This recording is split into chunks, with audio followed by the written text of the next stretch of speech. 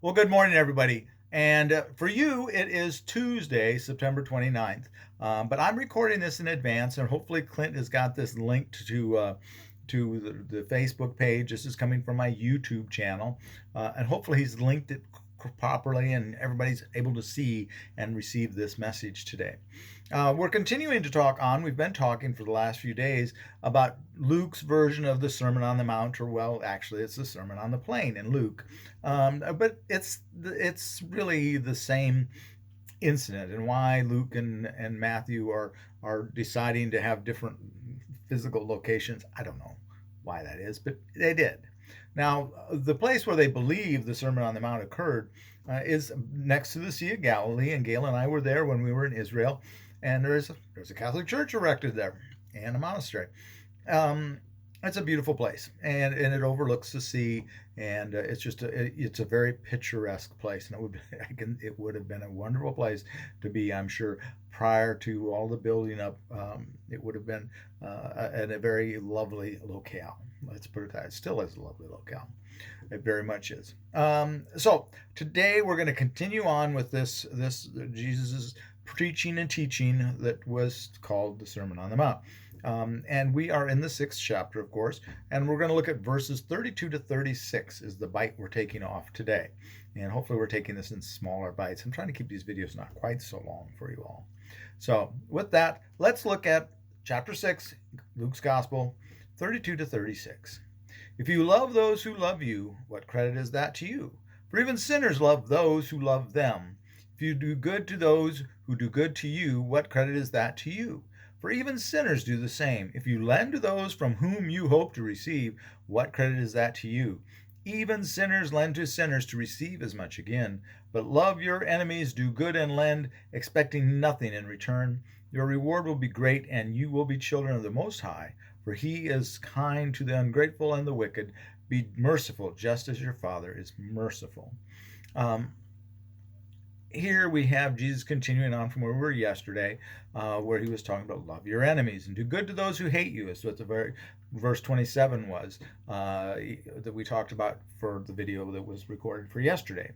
Um, and he's continuing on, love those who love you, and if you love those who love you, what credit is that to you? What distinguishes you from anyone else if you love those that love you? What distinguishes you from someone else is loving someone that despises you and helping those that despise you. That's what makes you different. We don't want to call ourselves special as Christians, but we are called to be counterintuitive. We are called to be countercultural. And no matter what the culture is, the culture typically is, for humans, I should say, is that we tend to love those that like us, and we tend to not like those that don't like us, and we see that very much in this hypertension of the political cycle that we are in. And let's not buy into that. Let's love each other. Let's love everyone, because that's what we're called to do. We're called to be different as Christians. And I see both left and right doing that very thing of becoming hyper political. And let's not do it. Let's not buy into it. Let's not be those kind of folks. Um, Here, when he says, if you do good to those who do good to you, what credit is that to you? The word that is translated in the NRSV as credit, it really means grace. What grace is that to you? What advantage is that to you? You're not showing mercy, you're not showing grace when you're good to those that are good to you. And the point is, it ends up in verse 36 is really the point we need to take, where we're modeling Christ, modeling God. In verse 36, be merciful just as your Father is merciful, is what Jesus is teaching us. The point is that we're supposed to have compassion. Sometimes that word credit is compassion. We're supposed to have compassion. We're supposed to have grace upon those that don't have grace and compassion for us. Not easy to do, but we can do it. Guess what? We have a secret thing that allows us to do these things. That's Jesus.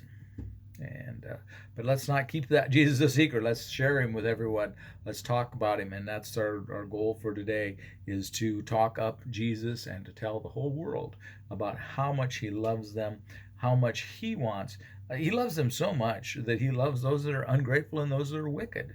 Your reward will be great, and you will be children of the Most High, for He is kind to the ungrateful and the wicked. God is kind to the ungrateful and the wicked, and that's what you're called to be as well. Um, Wish it was easy to do, folks. Again, as I've said, I believe I said in the video for yesterday, it's not complicated. It's just not easy to always do it because it goes against our ingrained human nature.